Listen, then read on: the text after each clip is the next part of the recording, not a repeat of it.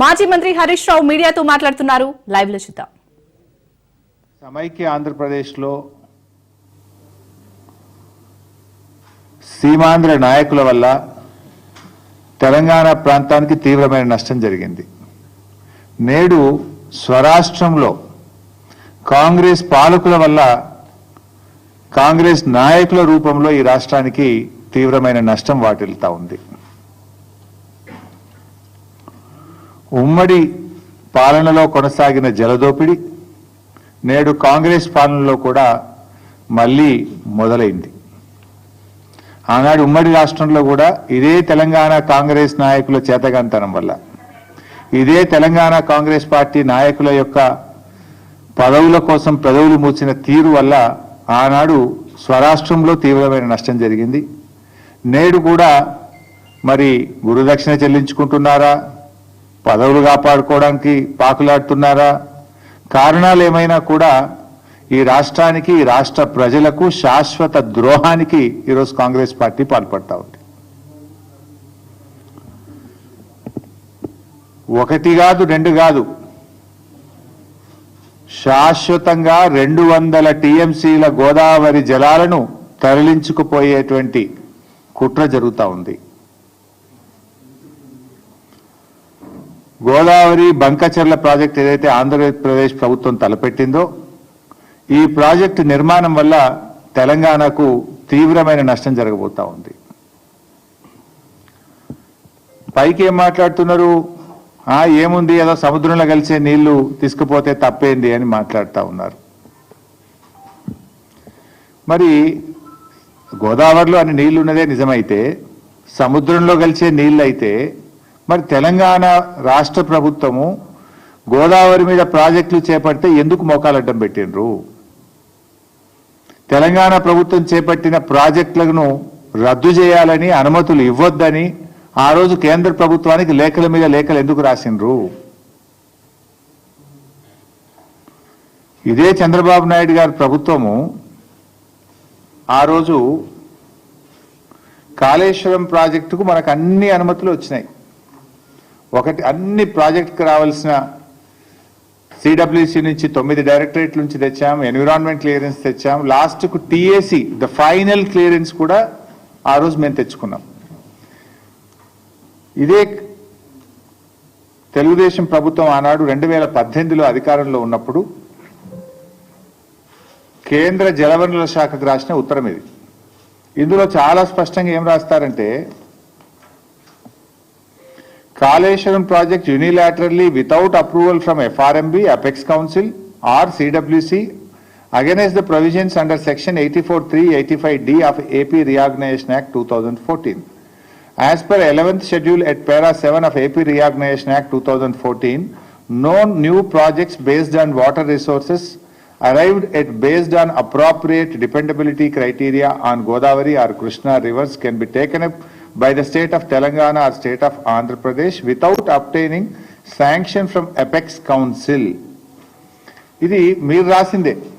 అయితే ఆ రోజు కేంద్ర ప్రభుత్వం కాళేశ్వరం కొత్త ప్రాజెక్టు కాదు, ప్రాణహిత చేవెళ్ల కొనసాగింపే కాళేశ్వరం ప్రాజెక్ట్ అని చెప్పి ఆ రోజు కాళేశ్వరానికి కేంద్ర ప్రభుత్వం అన్ని అనుమతులు కూడా ఇచ్చింది. ఇట్లా చాలా ఉత్తరాలు రాశారు. చివరికి మనం తుమ్మిళ్ళ లిఫ్ట్ ఇరిగేషన్, మన భక్త రామదాస్ లిఫ్ట్ ఇరిగేషన్ కట్టాం గోదావరి మీద. భక్త రామదాస్ అనేది కూడా ఆల్రెడీ ఉన్న ఆయకట్టే, అది ఎస్ఆర్ఎస్పిలో భాగంగా ఉన్న ఆయకట్టుకు టేలెండ్కు నీళ్లు రావడం లేదని మనము చిన్న లిఫ్ట్ పెట్టి పాలేరు నియోజకవర్గానికి నీళ్ళు ఇచ్చాం. ఈ లిఫ్ట్ కూడా ఆపేయాలి, దీన్ని రద్దు చేయాలి, ఈ లిఫ్ట్ కట్టనీయొద్దు అని చెప్పి కూడా అప్పటి ఆంధ్రప్రదేశ్ ప్రభుత్వం కేంద్ర ప్రభుత్వానికి సిడబ్ల్యూసికి లేఖ రాసింది. ఇట్లా చాలా లెటర్లు.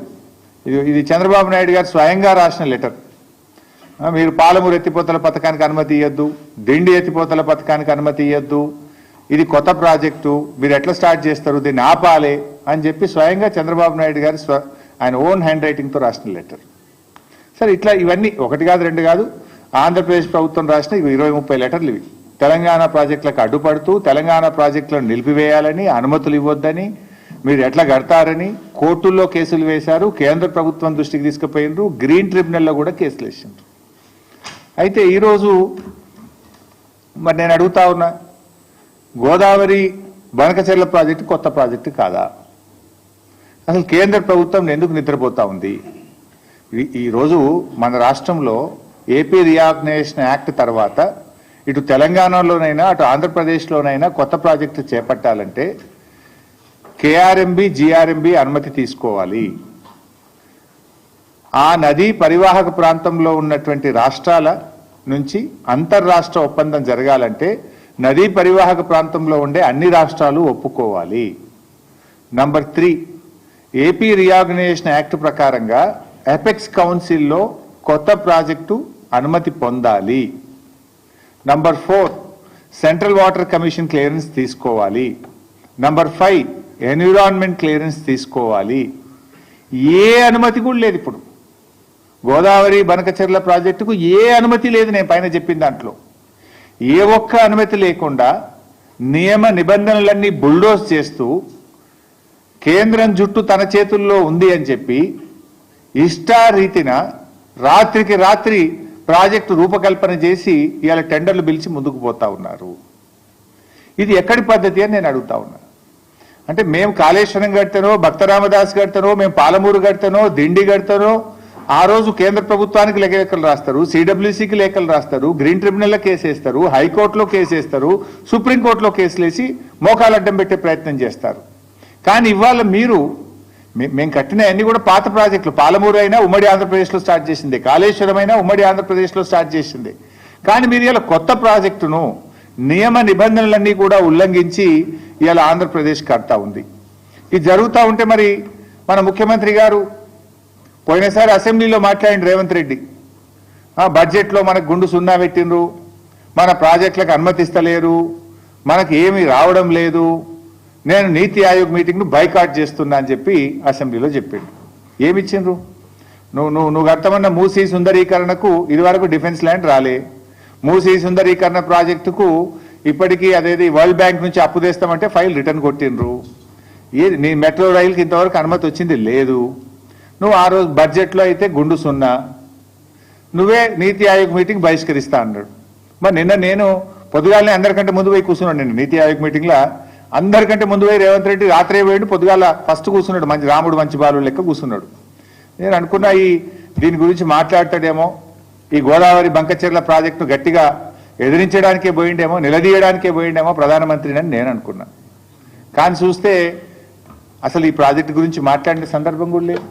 ప్రధానమంత్రిని వ్యక్తిగతంగా కలిసి కూడా ప్రెస్ నోట్ రిలీజ్ చేస్తే దీని మీద మాట్లాడిన పరిస్థితి లేదు. ఏం జరుగుతూ ఉంది?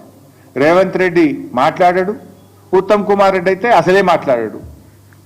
ఏం చేస్తున్నట్టు? నీటిపారుదల శాఖ మంత్రి ఏం చేస్తున్నట్టు? ముఖ్యమంత్రి ఏం చేస్తున్నట్టు? ఈ రాష్ట్రానికి ఇంత తీవ్రమని నష్టం జరగబోతా ఉంటే ఎందుకు స్పందించరు? ఇవాళ మనకు గోదావరిలో 959 టీఎంసీల నీళ్లను బచావత్ ట్రిబ్యునల్ మన రాష్ట్రానికి ముఖ్యంగా తెలంగాణ ప్రాంతానికి కేటాయించింది.